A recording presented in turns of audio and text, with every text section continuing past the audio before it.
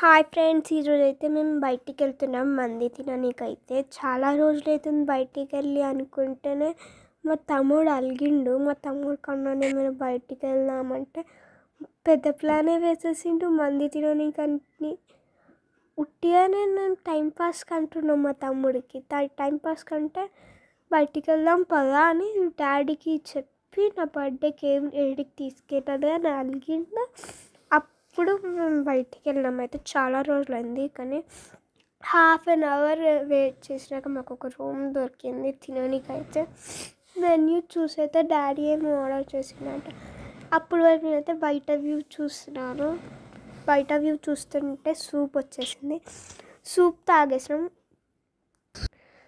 తర్వాత అయితే మేము మంది ఆర్డర్ చేసినాం కదా, అది కూడా వచ్చేసింది. మేమందరం కలిసి తినేసి మళ్ళీ హ్యాండ్ వాష్ చేసుకున్నాం. అంతా కథం చూసేసింది మా తమ్ముడు. నేను హ్యాండ్ వాష్ చేసి వచ్చేవరకైనా తట్టిండే మా తమ్ముడు గంటలు తింటుండే అసలుకి. తర్వాత స్ప్రైట్ కూడా ఆర్డర్ చేసినాము. మా తమ్ముడు ఇంకా వదిలేసిండు కూడా. తమ్ముడికి ఎందుకంటే ఆకలి లేదు, ఫుల్ అయిపోయింది నాకు ఏదో ఒకటి అంటున్నా.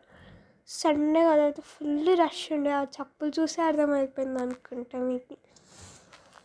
ఇంకా మాకైతే ఐస్ క్రీమ్ డాడీ అయితే ఐస్ క్రీమ్ తీసుకుండు. మా తమ్ముడు ఊరికే ఐస్ క్రీమ్ అని 3-4 రోజుల నుంచి అంటే సరే బాయ్,